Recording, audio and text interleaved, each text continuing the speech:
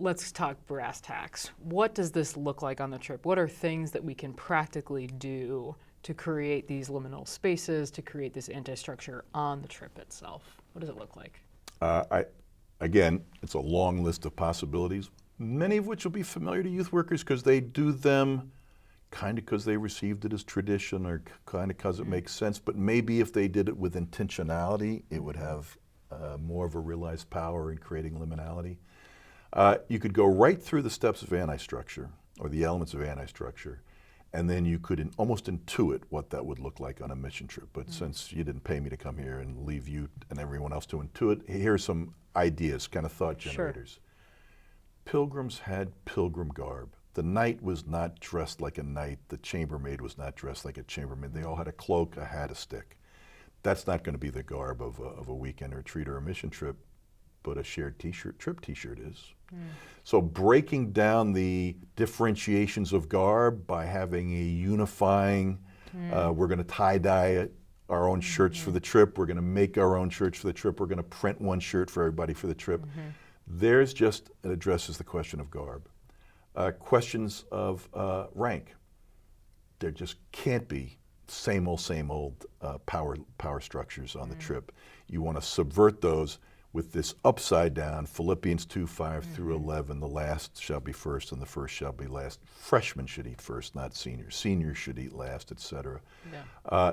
You want to break down some of the machismo that often happens on work sites where the guys will go on the roof and the girls will paint.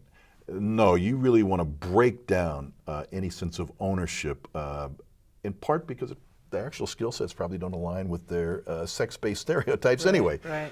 But you want to break down any sense of claims of role based on sex, strength, power, et cetera, to the extent you can, and lift up other people's gifts. You want the behavior, if possible, to be led by and in part monitored by the kids themselves.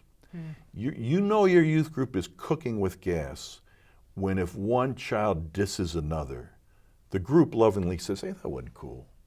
As opposed to you going, we don't do that.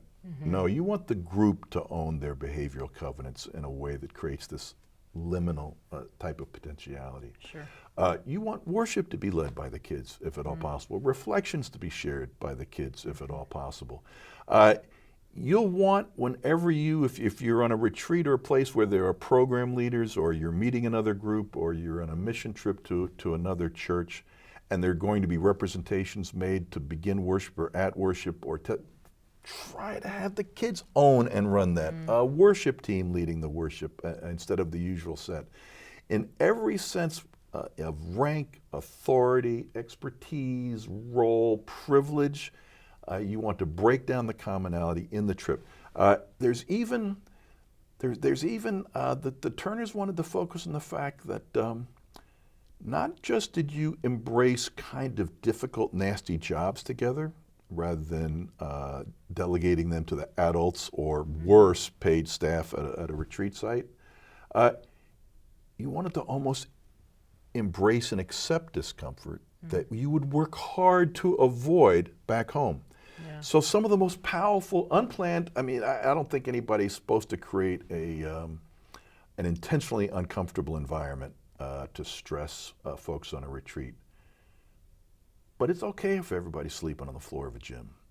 It's okay if they're sleeping on mats. Yeah. It's okay if it's too hot outside or too cold, as long as they're appropriately dressed. It's okay if they're working in the dust. It's okay if they're cleaning up a nasty, as long as it's safe site. The Pilgrims actually accepted the discomfort of the road instead of trying to buffer themselves for it. And it was the shared experience of both the highs and the lows that advanced the question of liminality. Nurturing, trusting spaces for sharing. There's a way in which there can be oversharing of matters which adolescents don't need to have to carry for one another, deep emotionally difficulties of suicide or self-harm.